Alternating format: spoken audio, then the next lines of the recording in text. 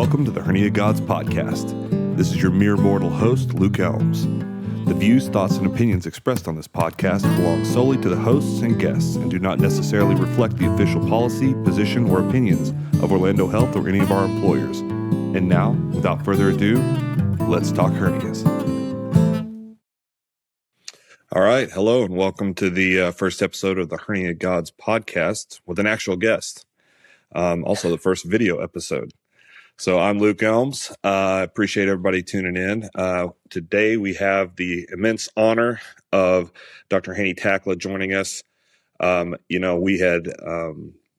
had known of you for a long time and had admired you from afar via all the social media and your interactions on the IHC and everything like that. So it's been a real pleasure to get to know you. Thanks for coming on the podcast. No, thank you, Luke, for having me. It's a pleasure and honor to be here, and I'm happy to do this because I think it's very exciting to see what you're doing with this, and I think it's going to be great. Yeah, the podcast itself is just something that I thought would be very interesting. One of the things that came to mind when I was at the American Hernia Society conference recently at Nashville was the conversations not in the actual lecture hall, but the conversations that we had outside the lecture hall between the physicians that really had a significant different opinion on the way that things were going in their career, sometimes than they would express publicly. When they would have these very interesting conversations, and people had such interesting backstories.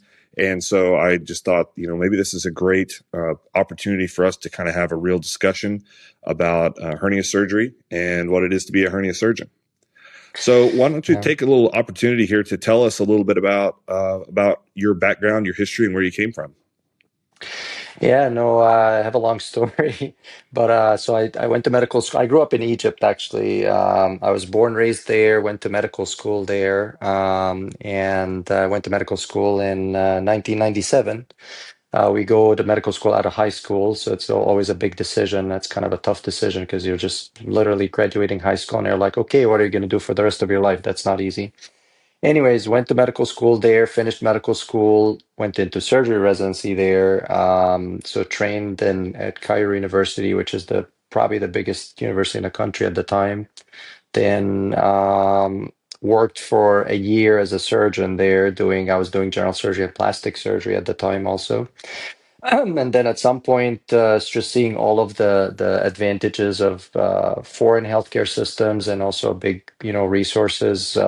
Obviously here in the U.S., it's kind of a big thing. And I can tell you, before I left Egypt, we were just doing very, very little laparoscopic surgery, like laparoscopic gallbladders, appendix. We were starting to do some laparoscopic sleeves. And I was looking to advance that more for a career change and also, for family reasons. A big part of my family lived in the United States. So I ended up moving here in 2009. Obviously, for international graduates, it's a little tough to get into surgical residencies here. So you kind of apply. Most of the time, people mention prelim positions, which I did at University of Washington in Seattle. I did do a sub-I program there for a couple of months before I matched. I was actually offered the spot after I finished my sub-I, which was a great thing for me. And then did that for 2 years over there as a prelim, and ended up doing my categorical years at UMass in Massachusetts, in Worcester.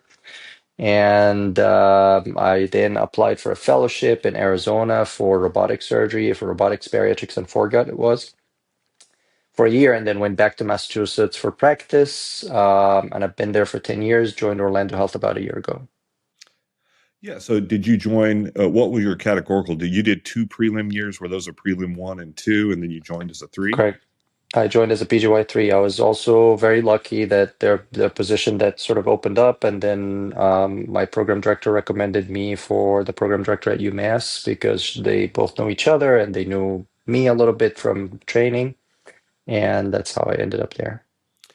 Yeah, I think that I've thought many times over the course of my career that if I had to go through some of the struggles that I've seen some of my colleagues go through just to practice surgery, I'm not sure that I would have done it. So, I mean, I always have immense respect for the people that take those pathways where you have to come back and do training again and and things like Yeah, that. I couldn't, I kind of took a super a super highway through mine and got through as fast as I could, and yeah, became an attending surgeon right after I turned 30, and I was done with that aspect yeah, of it. And then if somebody came to me and said, "Hey, you're going to need to move someplace and start all over," I'm not so yeah, sure that I would have taken that opportunity. It's always the yeah. perseverance. I have immense respect for that.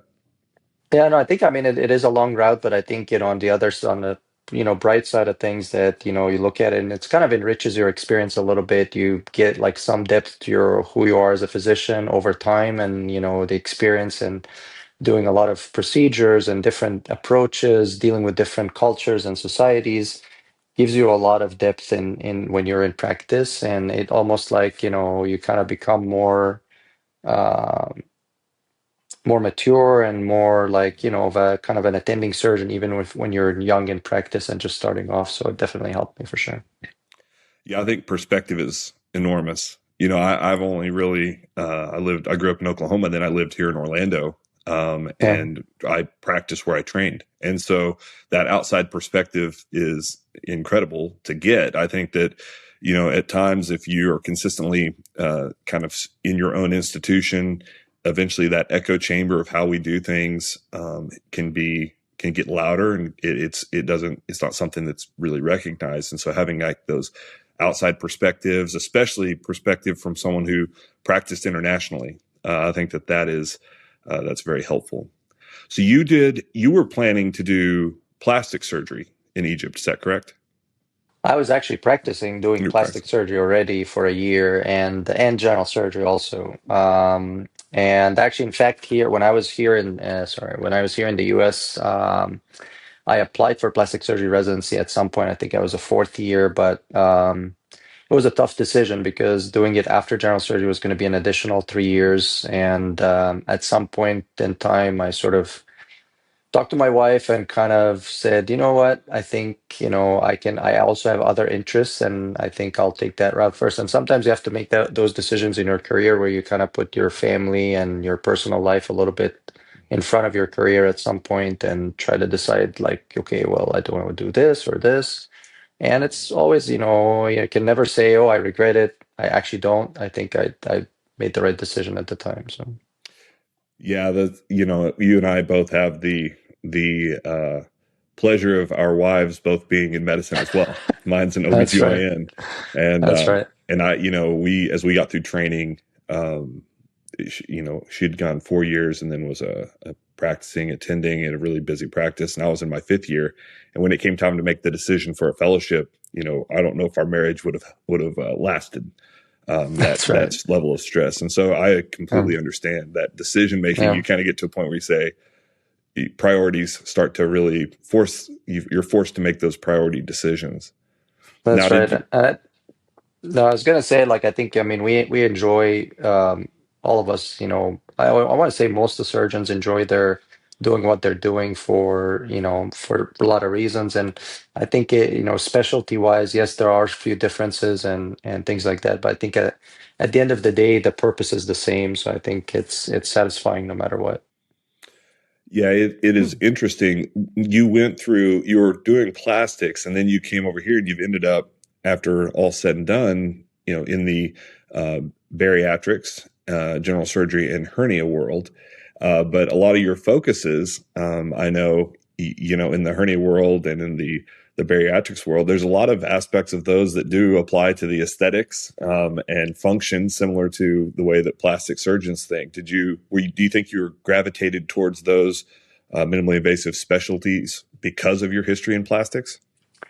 I think so. I think, I mean, I've also, been through like trauma rotations. I've been through transplant rotations, etc. And I think, the one specialty that really stood out for me is like minimally invasive surgery, doing things through small incisions, kind of trying to, like you said, restore function, restore aesthetics. People, I used to do also my previous practice, I used to do some body contouring for people that lost weight loss, had weight loss surgery. So yeah, I mean, there's definitely some influence for sure. But yeah, I mean, I love hernia surgery too. I think, it's a really always a changing field. And I think, from your introduction, we always like when we go to these meetings, especially the hernia meetings these days, I find that most of the people that are passionate about hernias and do a lot of hernia surgery in their practice, they're really nice people for whatever reason. I'm not sure why, but they're all very nice people. You can pick up the phone anytime, call anybody, ask them any random question about either their technical things or personal things. They're all very nice people for some reason. I mean, obviously on the IHC, as you know, we all call like hernia family, and that's kind of where that came from. Yeah, it's an interesting, it's interesting when I go sit in those conferences. Yeah, I do, a broad spectrum of hernias, and I do, robotics, and so do a lot of the complex work too. But there are levels of Hmm.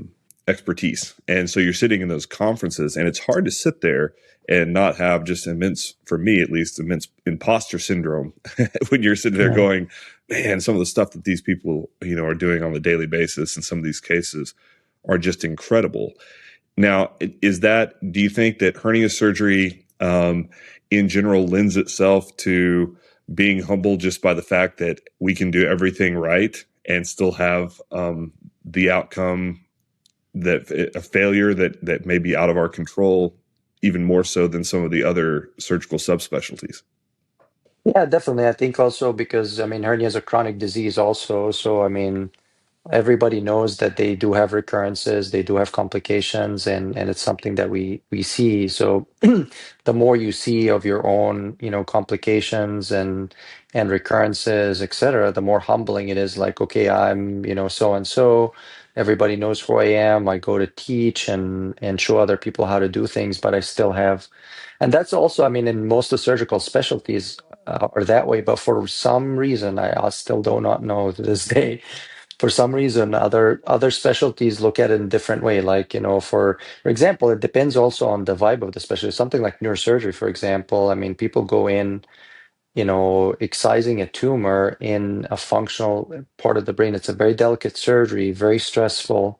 So like a complication of a wound infection and it's treated, it's probably like okay, I mean, there's no complication that's okay, but what I'm saying is like, considering the things that are at stake here, this is like kind of a little thing, you know what I mean? But for us in hernia surgery, a wound infection could be a big problem, may mean other surgeries, etc.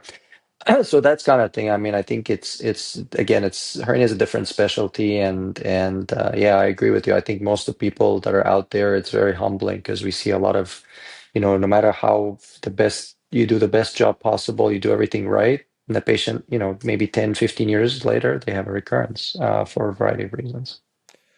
Yeah, I think you said that hernia surgery is it's a chronic condition. The hernias are, Correct. but I don't think that realistically it hasn't been until recently that people view those as a chronic condition. I would say that the Yeah. majority of practicing surgeons out there that aren't deep into hernia work probably wouldn't classify it that way.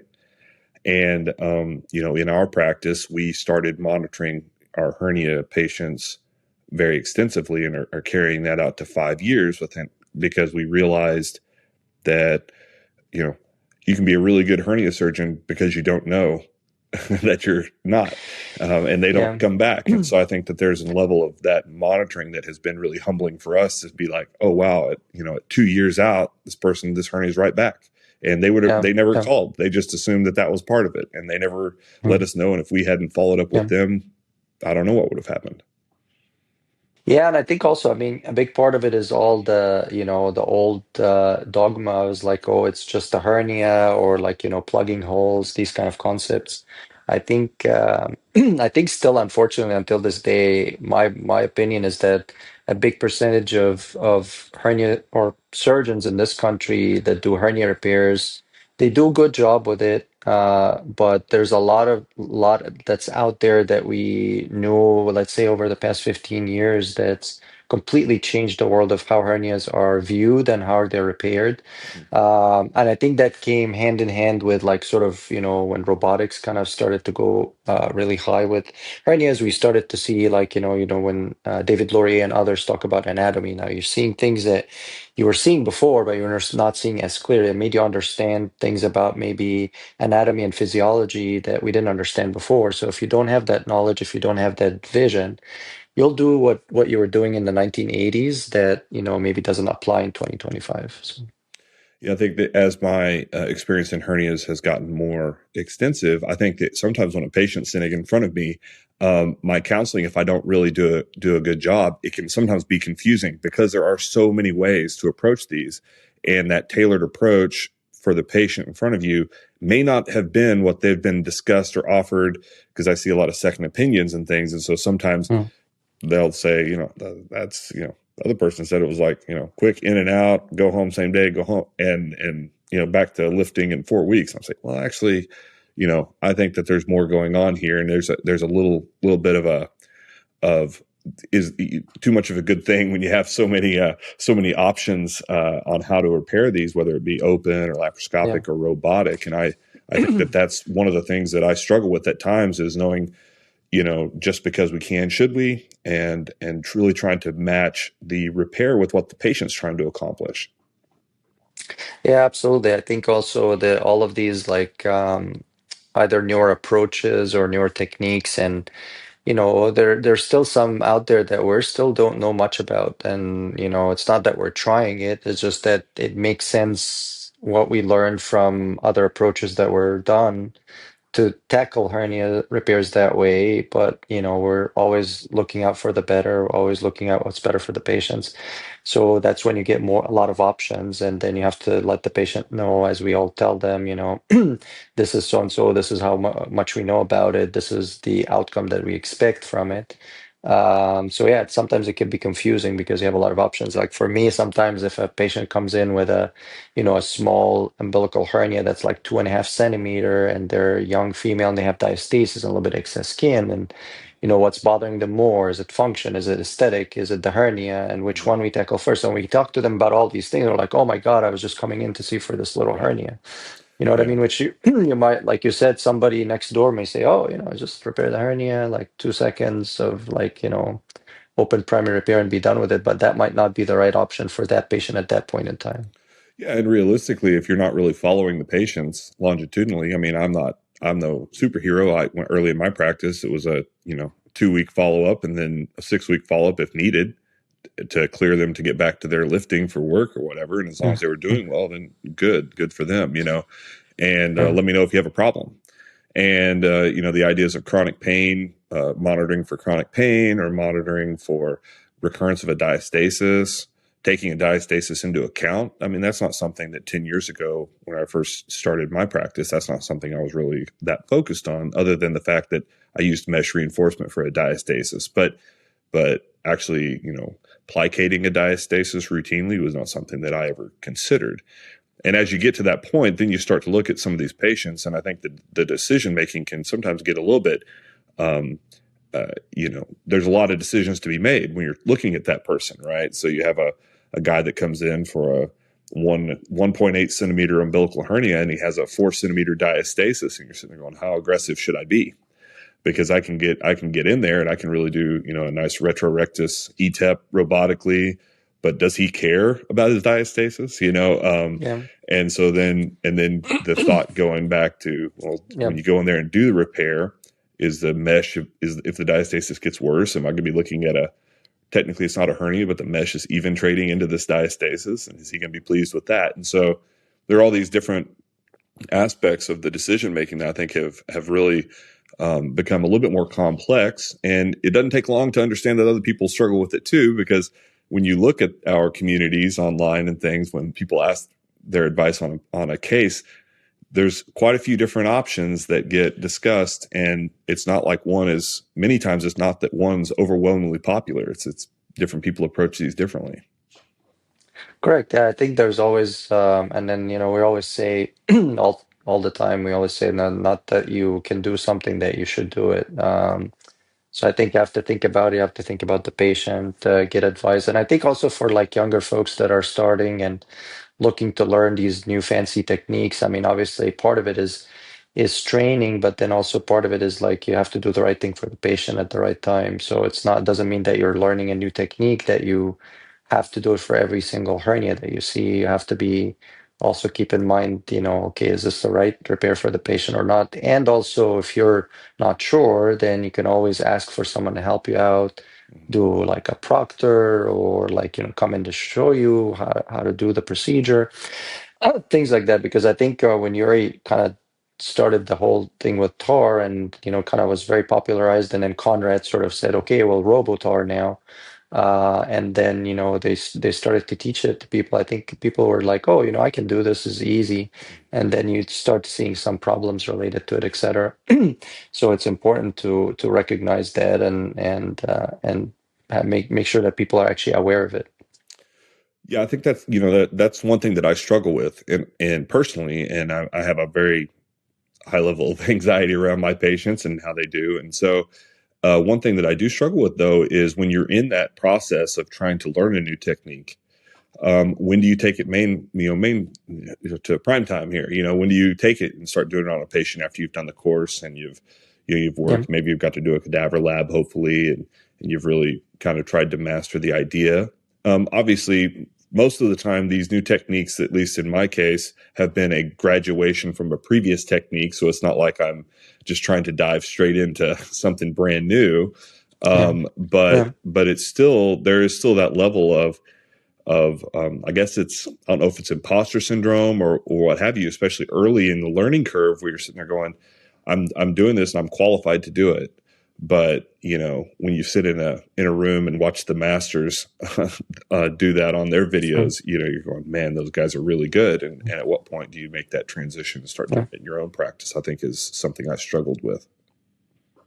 Yeah, no, I think there's also one other thing to consider, and people also that are starting to do more complex hernia work. I think, I mean, a lot of of these videos online and a lot of the teaching videos, these are the good videos. These are the videos that people edit, and I mean, you got to see also the bad videos. And one of the sessions that I always like in AHS and Hernia Summit is the complications part, because basically I like to present in it my own things that you kind of see in retrospect. I think it's important to recognize that. I mean, it's not all, I mean, we're all the same. Like all of us have complications, all of us have technical failures, all of us have, issues related to patient disease process. Like complications have different reasons, right? And different grades. And we all probably throughout your career, if you do enough of a certain procedure, you'll see all of the complications that could happen. Mm-hmm. So it's important to recognize that. And I think also for people that are wanting to learn these techniques, there are pathways now. Now it's not what it used to be, 15 years ago when a lot of these newer techniques came out, that you go to a lab for like one day, watch a couple of videos and go do it. I think there are pathways now. I mean, through a lot of these societies, AHS and even the online platforms like the IHC do a lot of labs. There's a lot of ways to pair people in terms of like a mentor-mentee relationship, where you can have a relationship with one or two people. You can send them, a patient's CAT scan. They'll tell you this may not be the best approach from their experience, etc. They are willing to come and proctor people. They're willing to do remote proctoring. They're willing to have you come into a course. So I think, it's important to develop that relationship. And if you kind of stay in your own silo, it's very hard to know what's going on in the outside world. But there's a lot of things that the hernia community, I want to say, provides. Like one of them is this podcast, trying to get the word out there for what's happening in different organizations, different societies. We're trying to connect people to hear what's happening outside of their silos, so that they can get to where they want to be. Yeah, I the complications lectures are always kind of a bittersweet thing for me. I very much do take a lot from the fact that you see these complications, and it makes you feel not so alone. Because whenever you have a complication, especially if you're doing kind of early in your learning curve of something, and you don't have, you know, 50 that have gone well before that, then you have, oh, I had one that went poorly. Especially if it's early in your learning curve and you have one of these complications, it can be so isolating, and it can really take a toll on you mentally, And there's a lot of, obviously, the primary trauma of the patient, but there's a lot of secondary trauma for the surgeon, and even the tertiary Sure. trauma of the surgeon's family. But the other, and that is nice to not feel so alone in reviewing those and have the opportunity to hopefully learn. But then there's like the flip side of like, oh crap, that can happen. Like it's like I didn't even know I should be worrying about that. So the next time you do a case, you're like, I didn't even think that was possible. So yeah, no, Um, I do think that the pathways are much more evident now than they ever were before, and it's something that frankly I wish was more evident whenever I was going through my learning curve. Though I think it's with hernia surgery, you're never really out of the learning curve. I don't think. that's right. Yeah, no, I think every every few years now we have kind of newer techniques, newer approaches, and yeah, all of us are trying to learn at the same time. So. How do you handle it when you have a complication, specifically early in the learning curve of a new procedure? Um, well, I think the first thing is I let the patient know about it. And I think the most important thing, when you have a complication, regardless of where you are in your career, is to be there for the patient, like be there for the patient, their family. Make sure that you talk to them about it, explain it. You don't have to explain necessarily the specifics of why it happened, but and always like never blame the patient. I mean, because I know a lot of folks are like, oh, it's patient disease or a patient had diabetes. That's not my problem. But I think try to explain to them at the best of your ability or your knowledge, like, how, what happened there, and be there for them to try to fix it the best you can. That goes a long way, I think, with the patients when they know that you're there for them before, during, and after complications happen.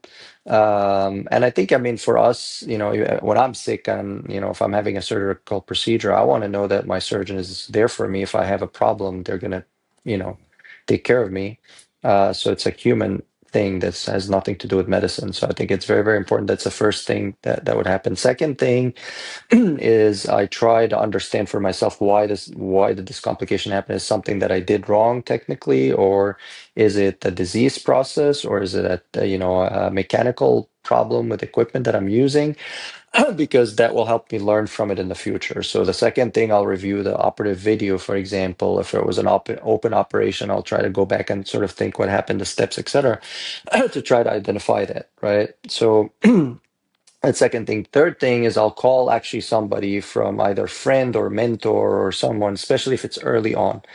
If it's early on, then even if it's one complication first time happened to you, you have to talk to someone to see, okay, this is what happened. Try to work through it and figure out, oh, is it something there? Most of the time they'll tell you, no, this happens, this is normal. It's within normal risk of the procedure. Sometimes they might tell you, hey, how about you modify your technique and do this instead, or how about you try this the next time? Now, if it was a complication that happened like multiple times, and it's the same thing for like 2 or 3 times, then I have to pause and actually talk to someone, but also have that someone or have somebody from my own institution come watch me do what I'm doing to make sure that is it something related to what I'm doing this step right now, the way I'm doing it, and if it is, how can I change it so I can avoid this complication. The last thing is also kind of, I have to lean on your friends and family for like moral support too, because I think these complications, people is more than anybody realizes, whether it's patients or colleagues or, people in the community, nobody knows how bad it feels unless you've had it yourself. And I think because all of us have complications, so all of all of our physicians that do the same things, they all feel it, they all know it because they felt it before. So these are good people to go in for kind of support, but also I think family, friends, maybe spouses, they understand and they'll give you the support that you need. Yeah, I think that last aspect is key, because the one thing that I think makes me feel even worse during that process, because for me, when I have a complication, especially if it's a significant complication, those types of those times for me can last sometimes weeks. Poor sleep, really just kind of thinking about the Mm. what I could have done differently, or you know the next time you go in to do that case, it's obviously on your mind, trying to make sure that you don't repeat your mistake if you've have been able to identify what it was you could have done differently. And those situations for me are kind of difficult because it is hard because you do lean on your friends and family, but also you're not really there for them. At least I'm not. I'm like really myopic into my own problems, and so sometimes I'll be like deep in my head, and my kids are just wanting to like play, and I'm just like, I can't. It's really hard to be present in those times. So I think that there's an aspect that hopefully, that's one of the things about this podcast that I hope that we can accomplish is talking to people such as yourself that have immense experience and are well known and know the ins and outs of everything, and realize that you go through it too. I think because it can be so isolating, and I think we hesitate to share the bad with other colleagues at times, just because you're going, is it me? And what does it mean if it is? But those are really interesting insights, and I felt like your answer that you gave to a question at the American Hernia Society conference this year was equally as eloquent. So I wanted to talk with you about that. Now, whenever you came to Orlando, what brought you down here initially? Well, I mean, I think the group in general, like the bariatric group and the hernia group, both are kind of, very very nice group. They work well together. And I was also looking, bariatric volumes are low everywhere in the country, and I think in the Northeast in particular was way way lower. But also in addition to that, the approach, at least here for the bariatric group, is that it's kind of like more of like a multidisciplinary approach than a lot of places that I've worked at before. Meaning we have like a medical weight loss arm, an endoscopy arm, the surgical arm. We take on basically any any patient, even if it's from different program.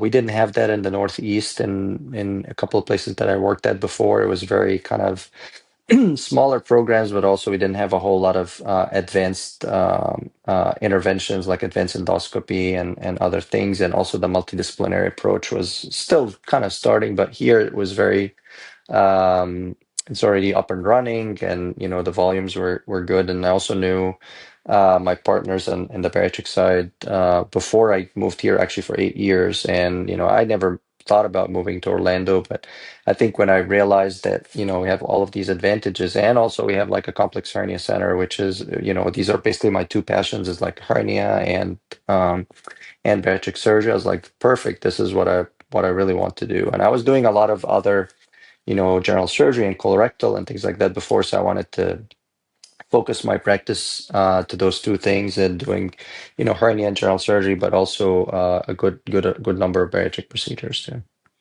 Yeah, and we were so pleased recently whenever the rest, myself included, the rest of the leadership of the Complex Hernia Center asked you to fulfill the role of being our quality and academics officer for the center. We really did appreciate you taking on that role for us because of your experience and everything. We are always happy to work together, and the bariatrics and hernia centers, they really are so intimately related as far as the quality of the outcomes. I think one of the things we really struggle with now is the unfortunate lack of coverage of a lot of our patients for the bariatric services that really kind of limit our ability to utilize it to its full effect for our patients that could really benefit from significant, many times surgical weight loss prior to hernia repair.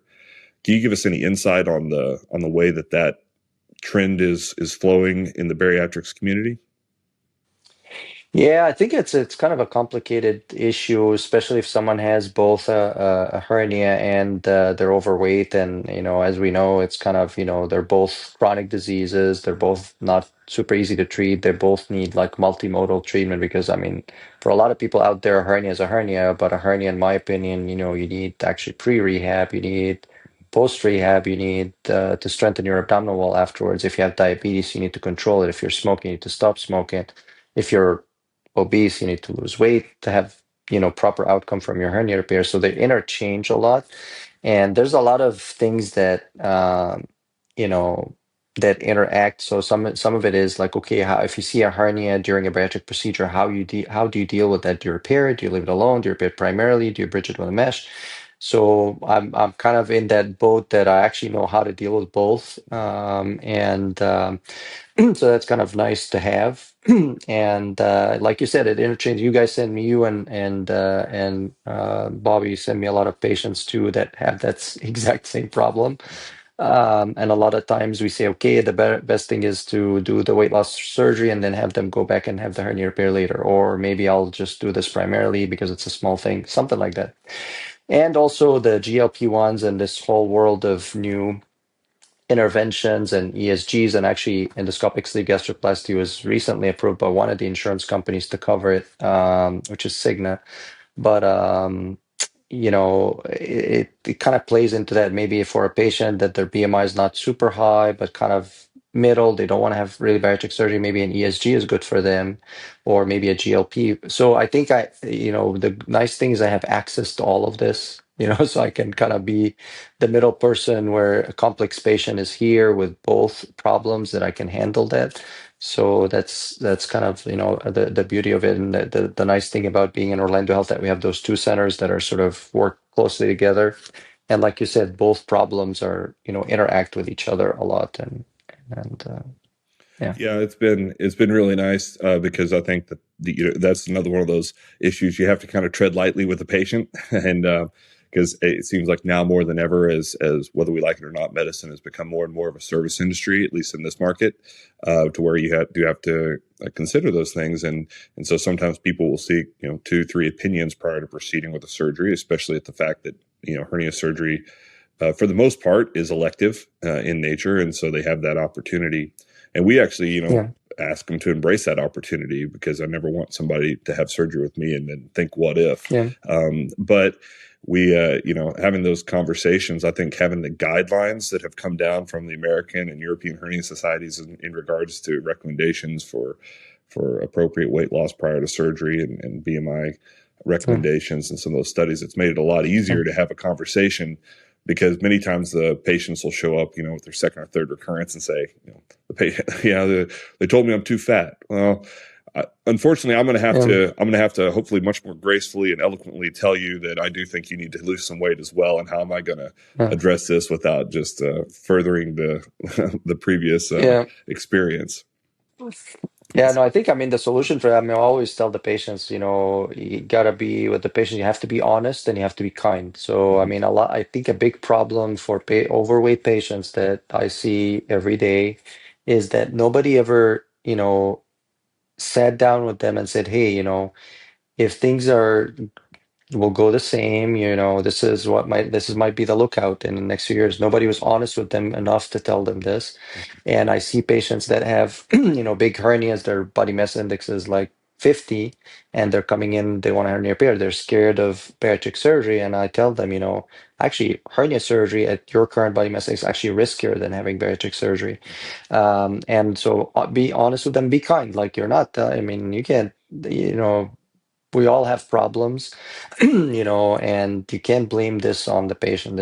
I mean, everybody knows obesity is multifactorial disease. There's a lot of things that go into it, from genetics to medications, et cetera, et cetera. Same as hernia. So you can't tell the patient, oh, you had a hernia recurrence because you're overweight only. Maybe it's something else. Maybe they're smoking also and things like that. Maybe, yes, they need to lose weight, but you gotta be kind to them enough to say, hey, I'm here to help you. This is what's going on. This is my opinion. This is my honest answer for you. If they take it, they take it. They don't take it and go somewhere else, that's okay. But I think I've had probably a handful of folks that, came to see me. I was honest and kind to them, told them this. They disappeared. They went, had their hernia appear somewhere else. They recurred and had major problems from it, whether it's bowel obstruction, et cetera, et cetera. And they came back to me and said, "Hey, now we want to have what like the original plan that you said." Sure. So it's okay. As long as you were honest and kind to them, you did, your physician part, and the rest is kind of the decisions up to them. Well, I think that's where medicine's an art and not a science, and in a lot of cases, because the unfortunate nature of what we do is that we can't control a lot of the factors, and the factors that are outside of our control sometimes can really uh, interact with with our patients negatively and Yeah. positively. I've had some people that I've recommended go see bariatric surgery, and I follow patients. If I refer them out to a bariatric surgeon, I usually follow them every 3 months, and I'm more of a cheerleader than anything. Just because I understand having everybody's. Well, it's.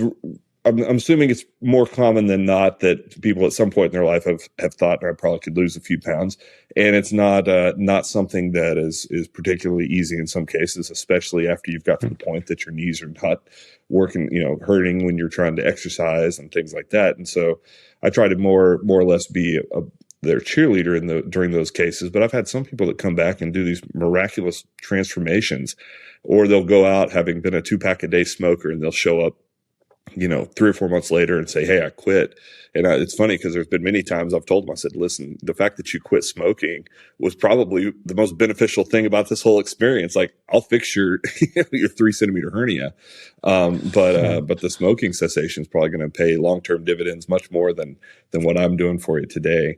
But I think that Yeah. it's also a really interesting dynamic when you're in those cases, and the where I always end up in these difficult decision making situations is what to do when the hernia is very symptomatic, higher risk, in those situations, and that they are at extraordinarily high risk for a complication or from their comorbidities, whether it be smoking, poorly controlled diabetes, morbid obesity being the first three that really kind of come to mind.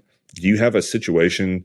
Do you have a thought process that you go through when you're counseling your bariatric patients that may also have a hernia that's particularly symptomatic, that you kind of a way that you approach that, or a thought process that you go with? Because I'm assuming there are times that you operate when it's not ideal because you think that it's lower risk long term than waiting.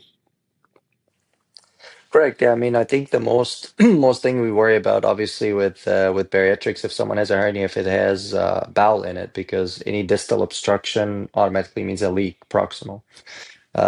So we worry about that. If someone is doing, even for a sleeve gastrectomy, just from if someone gets an obstruction from a hernia, then, that automatically might mean a leak for the patient, which is not, is basically one of the most dreaded complications. So we have to kind of gauge it, basically assess, benefits and risks, how big the defect is. So if it's somebody that has a hernia that contains omentum, for example, but somewhat symptomatic, does not have bowel in it, sometimes I'll tell the patient, you know what, we'll do the bariatric procedure. You probably have to put up with the pain a little bit longer, and just leaving it is probably better, because if we reduce it, that might actually cause an incarceration of your small intestine, and that's actually a bigger problem.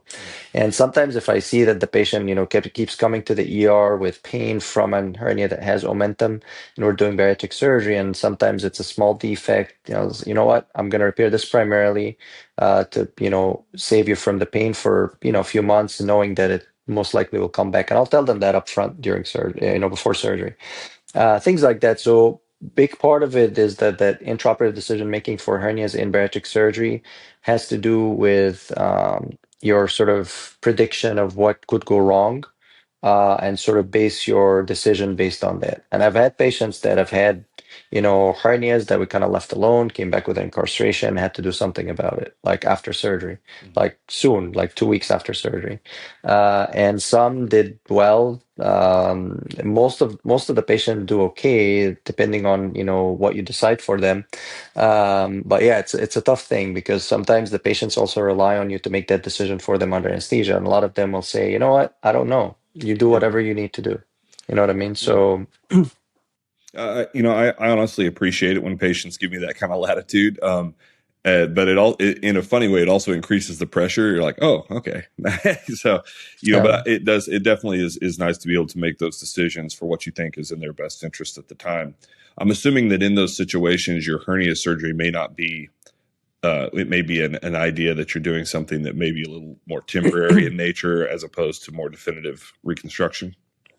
Correct. Yeah. Always, like with these hernias, particularly in bariatric procedure, I do the minimal procedure possible, whether it's primary repair or IPOM or bridge mesh or something that's very, very the lowest risk possible, the lowest technique in the ladder. And I have like a step ladder approach to hernia repairs. Basically, going from less to more complex. So I try to use the least complex repair for, whichever hernia it is. So, Have you started to utilize mesh suture at all? I did, yeah. I've used it a handful of times now in robotic and open procedures.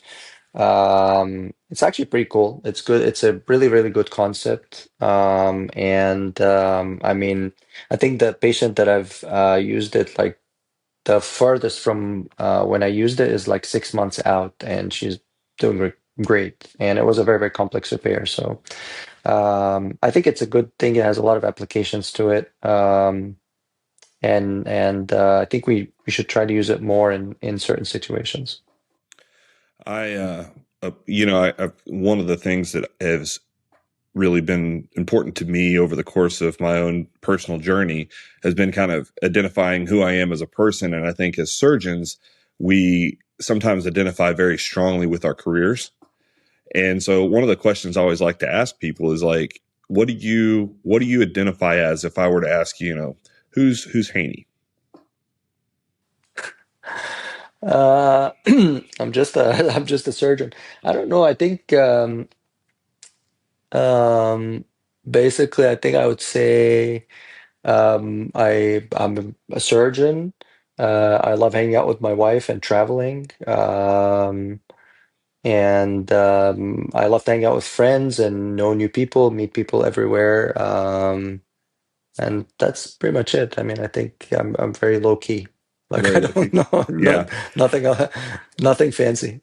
Yeah, I think whenever I ended up having two children, and when I had my son, it really did. It changed how I approached everything. It made me a better doctor in many ways, just from relating to people. I think it just gave me a new perspective on life. But it also adds to the pressure when you're trying to balance those types of things. So it's always interesting to have these discussions with people that are high performers in their field, and kind of see just how they kind of prioritize life, because it can be very hard to find that work life balance or work life integration. So I wanted to take just one moment here as we kind of come to the end, and wanted to introduce the idea of a hernia hot take. It's your opportunity to kind of tell me any kind of thoughts that you might have, whether it be a controversial opinion about a technique that you think is better or worse, or if it's the future of hernia surgery. Just kind of give you a moment to give your Yeah. hernia hot take.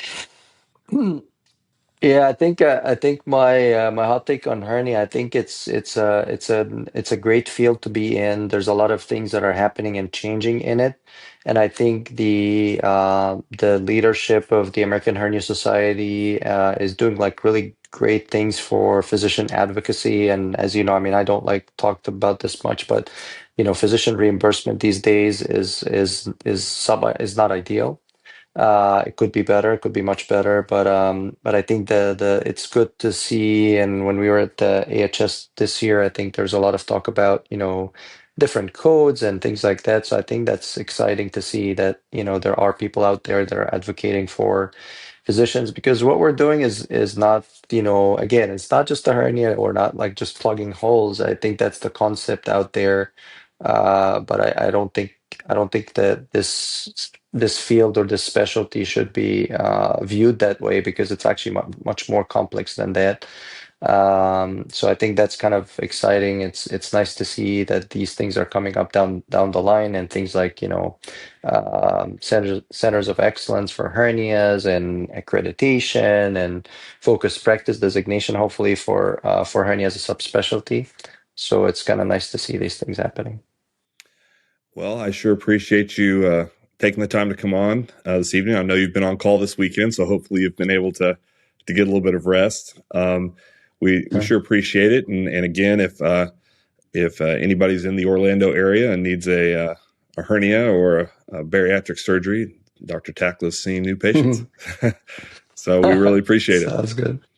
Thank you. Thank you, Luke, for having me. I appreciate it. Thank you so Absolutely. much. Well, thank you all very much for listening, and we will be back with a new episode hopefully soon. Have a great day.